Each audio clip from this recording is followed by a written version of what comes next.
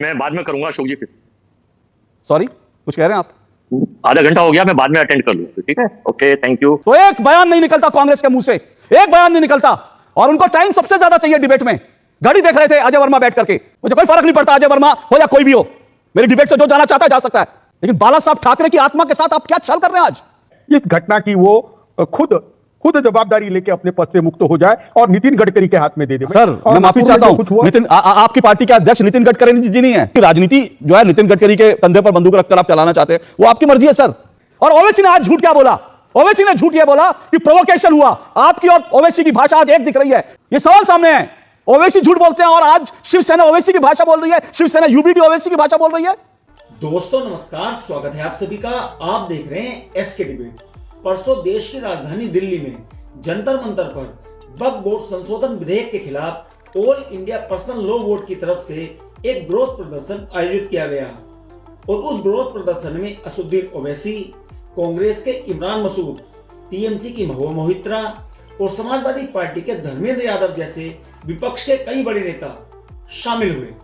और इन सभी नेताओं ने केंद्र सरकार पर आरोप लगाया कि वक्फ बोर्ड संशोधन बिल के जरिए केंद्र सरकार वक्फ बोर्ड की संपत्ति को हथियाना चाहती है। देश में एक बार फिर से शाहीन बाग बनाने की बात की गई। देश में फिर से किसान आंदोलन की तरह सड़कें जाम करने की बात कही गई। उसके बाद नागपुर में भीड़ के द्वारा दुकानों में तोड़फोड़ की गई, वाहनों को आग के हवाले कर दिया गया। अब सबसे बड़ा सवाल यही है कि क्या ये सब किसी बड़ी साजिश के तहत किया गया? आज की डिबेट इसी मुद्दे पर होने वाली है। शिवसेना उद्धव गुट की तरफ से किशोर तिवारी और राष्ट्रवादी न्यूज एंकर अशोक श्रीवास्तव हैं। दोस्तों वीडियो बहुत मजेदार होने वाली है। आपसे अनुरोध है वीडियो को अंत तक जरूर देखें। वीडियो पसंद आए तो लाइक करें, शेयर करें, कमेंट करें और मेरे चैनल को सब्सक्राइब करें। तो दोस्तों मेन डिबेट स्टार्ट करते हैं। चलिए शुरू करते हैं। आज आप लोग उनके साथ खड़े हैं, आज आप लोग दंगाइयों को बचाने के लिए उनको बच्चा कह रहे हैं। और ये क्या मतलब, मैं देख रहा संजय राउत ये कह रहे थे कि भाई हिंदुओं को डराने के लिए अपने ही लोगों से बीजेपी ने हमला करवा दिया। सर, बीजेपी से लड़ाई लड़िए ना, राजनीतिक लड़ाई लड़िए, लेकिन इस तरह से हिंदुओं के साथ चलाओ मत कीजिए सर। उनको आप बच्चा कह रहे थे कि ये बच्चे हैं। मुझे बहुत अफसोस हुआ किशोर तिवारी जी।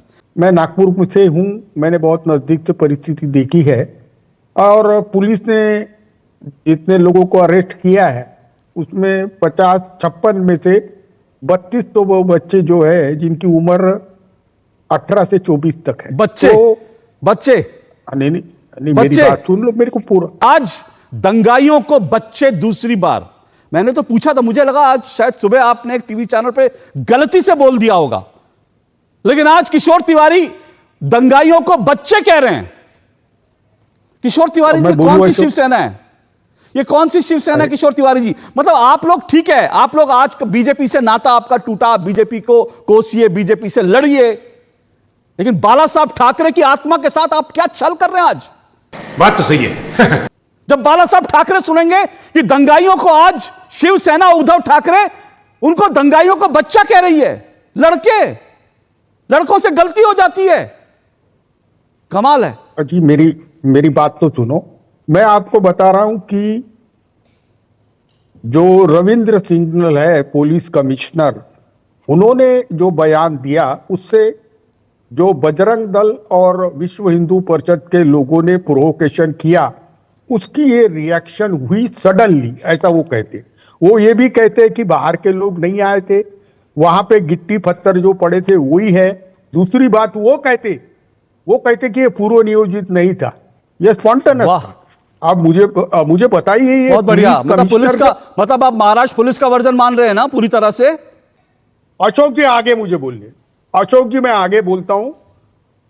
शाम के वक्त चुन चुन के हिंदुओं की बस्तियों में, गलियों में भी जहां हिंदू के और मुसलमानों के घर थे उसमें मुस्लिम घरों को छोड़कर हिंदू इसमें हिंसा फैलाई गई और यह रैंपेज चलता रहा।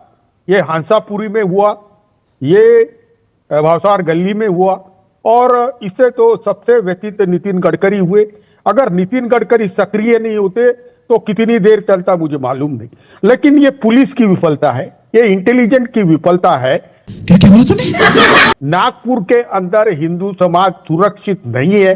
मेरी ये मांग है कि महाराष्ट्र के जो मुख्यमंत्री, जो गृह मंत्री भी है, इस घटना की वो खुद जवाबदारी लेके अपने पद से मुक्त हो जाए और नितिन गडकरी के हाथ में दे दे। सर और मैं माफी नागपुर में चाहता जो हूं, कुछ हुआ, नितिन आपकी पार्टी के अध्यक्ष नितिन गडकरी जी नहीं है, और आपकी पार्टी अगर नितिन गडकरी जी की ही इतनी बात मानती है तो नितिन गडकरी जी तो फिर उसके बाद कहां खड़े हैं, क्या खड़े हैं, मुझे बताने की जरूरत नहीं। आज तो आप आरएसएस के खिलाफ मोर्चा खोलकर खड़े हैं। नितिन गडकरी ने तो कभी नहीं कहा कि आरएसएस जो है देश के लिए खतरनाक है, लेकिन आपके संजय राउत तो आरएसएस को भी देश के लिए खतरनाक बोलते, तो आरएसएस का हाथ बता रहे हैं इस पूरे घटना के पीछे। तो आप सर, आपकी राजनीति जो है नितिन गडकरी के कंधे पर बंदूक रखकर आप चलाना चाहते हैं, वो आपकी मर्जी है सर। गजब बेइज्जती है। अशोक जी, आपने कहा, जब कहा गया कि यूपी के सीएम की एक दबदबा है, वहां पे हिंदुओं पे ऐसा अत्याचार बिल्कुल नहीं हो सकता है, कोई हल्ला नहीं हो सकता, बहुत अच्छी बात है। मैं आदित्यनाथ जी का आभारी मैं ये हूं। बिल्कुल नहीं कह रहा हूं कि हिंदुओं पर वहां भी होता है हमला, ऐसा नहीं है कि नहीं होता, लेकिन वहां पर नहीं, सबक एक बात सिखाया है। जाता है। हाँ बोलिए। नागपुर के दंगाइयों के घर पे क्या वो बुलडोजर चलाने के मानसिकता में है? क्या उनके मुख्यमंत्री यहां पर बुलडोजर चलाएंगे? क्या मैसेज देना चाहते हैं? क्योंकि हिंदुओं पे ये जो अन्याय हुआ, इसकी तो हम सख्त विरोध करते हैं। ओके तुमसे ना हो पाएगा। सर, मैंने आपको आपका वर्जन के लिए जोड़ा था, महाराष्ट्र पुलिस के वर्जन के लिए, लेकिन अगर आप महाराष्ट्र पुलिस का वर्जन दे रहे हैं और आपने कितनी आसानी से कहा प्रोवोकेशन, मतलब प्रोवोकेशन कर दिया जाए तो आप दंगे देश में भड़का देंगे, प्रोवोकेशन हो जाएगा तो आप हिंदुओं को निशाना बनाने लगेंगे, और शिवसेना उद्धव ठाकरे, बाला साहब ठाकरे की विरासत को लेकर चलने वाली पार्टी कहेगी अरे वो बच्चे थे, वो प्रोवोक हो गए, उन्होंने अगर हिंदू प्रतीक चिन्हों पर और उन्होंने ओम का निशान देखकर गाड़ी में आग लगा दी तो बच्चे थे, उन्होंने गणेश जी देखकर गाड़ी में आग लगा दी तो बच्चे थे। अरे मैं सुनो तो सही, मुझे बताना है, जिस तरीके से अफवाह और जिस तरीके से सोशल मीडिया पे फैलाया जा रहा था मुस्लिम ग्रुपों द्वारा, वो बहुत ही भड़काऊ था। और जिस तरीके से बड़े लोगों के समझाने के बाद भी मुस्लिम युवाओं ने ये सब नंगा नाच किया, तो मैं कहता हूं कि इनको सबक सिखाने का समय आ गया है। ये महाराष्ट्र में नागपुर में पहली बार हुआ। मुझे लगता है कि आपने तो सच बोला नहीं, पूरा सच नहीं बोला, लेकिन असदुद्दीन ओवैसी की पार्टी को आज मैंने बुलाया था, क्योंकि ओवैसी कल भी झूठ बोल रहे थे दिल्ली में जंतर मंतर पर, आज भी उन्होंने झूठ बोला, लेकिन आज ओवैसी की पार्टी का कोई प्रवक्ता मेरे सामने नहीं आने की हिम्मत जुटा पाया, क्योंकि मैं उनके झूठ को एक्सपोज करता हूं।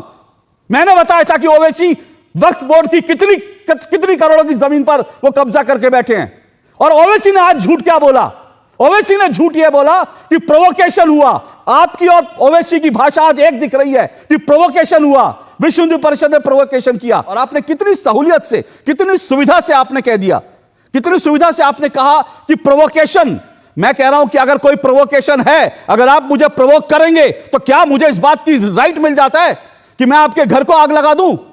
अरे सर, उन्होंने एक विरोध प्रदर्शन किया था, अगर उन्होंने फर्ज कीजिए कि कुछ ऐसी काम करी, और पुलिस कमिश्नर का बयान है कि वो लोग जो जलाने की कोशिश कर रहे थे एक प्रतीक के रूप में कागज को, और वो किसी धार्मिक ग्रंथ का नहीं था हिस्सा, लेकिन उसको पुलिस ने कहा कि हमने उसको रोका, और उसके बाद पुलिस ने कहा कि हमारे पास जो लोग प्रवोक हुए थे, पुलिस कमिश्नर ने यह भी कहा कि जो लोग प्रवोक हुए थे वो हमारे पास आए, हमने उनके खिलाफ पुलिस में रिपोर्ट लिखी, 5 लोगों के खिलाफ बाय नेम एफआईआर लिखी गई, यह पुलिस कमिश्नर का बयान है। और उसके बाद पुलिस कमिश्नर ने कहा कि हमारे एफआईआर लिखने के बाद सब लोग संतुष्ट होकर अपने घर गए, सब लोग संतुष्ट होकर अपने घर गए। तो फिर सवाल यह है कि 5 से 7:30 बजे के बीच ये लोग क्यों अलग अलग इमारतों से जो है पत्थर और पेट्रोल बम लेकर निकले, और इन्होंने हिंदुओं को क्यों निशाना बनाया? ये सवाल सामने है। ओवैसी झूठ बोलते हैं और आज शिवसेना ओवैसी की भाषा बोल रही है, शिवसेना यूबीटी ओवैसी की भाषा बोल रही है।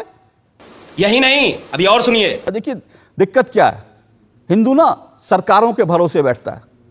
हिंदू कभी अपने घर में कोई हथियार नहीं रखता, कभी सड़कों पर निकलकर बवाल नहीं करता, वो सरकारों के भरोसे बैठता है। हिंदू यह सोचता है कि हमने उत्तर प्रदेश में योगी जी को बना दिया मुख्यमंत्री, हमने देवेंद्र फडणवीस जी को मुख्यमंत्री महाराष्ट्र में बना दिया, हमने नरेंद्र मोदी जी को देश का प्रधानमंत्री बना दिया, तो उसको लगता है कि भाई हमारी सुरक्षा जो है, घड़ी मत देखिए सर, अजय वर्मा जी घड़ी मत देखिए, आपको मौका दूंगा, रुकिए, घड़ी मत देखिए। दिक्कत यह है कि हम हिंदू बैठ जाते हैं इस भरोसे पे कि सरकारें हमें बचाएंगी। मैं बाद में करूंगा अशोक जी। फिर सॉरी, कुछ कह रहे हैं आप? आधा घंटा हो गया, मैं बाद में अटेंड कर लूँ, ठीक है? Okay, thank you. शुक्रिया। अगर आप और ठीक है अजय वर्मा जी, आप जाना चाहते हैं, बहुत बहुत शुक्रिया आपका। हिंदुओं को हिंसक कहने वाले राहुल गांधी, और जब हिंदुओं पर हमला होता है तो एक बयान नहीं निकलता कांग्रेस के मुंह से, एक बयान नहीं निकलता। और उनको टाइम सबसे ज्यादा चाहिए डिबेट में। घड़ी देख रहे थे अजय वर्मा बैठ करके, अरे एक बयान दे देते पहले तो मैं उसी बयान पे आ जाता। अगर एक बयान दे देते राहुल गांधी तो मैं अजय वर्मा आपसे बात कर लेता। घड़ी देखने की जल्दी होती है लेकिन बयान देने की जल्दी नहीं होती। हिंदुओं को हिंसक कहने की जल्दी होती है लेकिन हिंदुओं पर हमला होता है तो बयान देने की जल्दी नहीं होती। मुझे कोई फर्क नहीं पड़ता अजय वर्मा हो या कोई भी हो, मेरी डिबेट से जो जाना चाहता है जा सकता है। गजब बेइज्जती है। देखा दोस्तों, आपने किशोर तिवारी और राष्ट्रवादी न्यूज एंकर अशोक श्रीवास्तव दोनों को सुना। आप किसकी बात से सहमत हैं? दोस्तों, वीडियो को लास्ट तक देखने के लिए दिल से धन्यवाद। और वीडियो के बारे में आपकी क्या राय है कमेंट सेक्शन में कमेंट करके बताएं। और अगर वीडियो पसंद आई हो तो लाइक करें, शेयर करें, कमेंट करें और मेरे चैनल को सब्सक्राइब करें। तो दोस्तों, मिलते हैं अगली वीडियो में। जय हिंद, वंदे मातरम, जय श्री राम।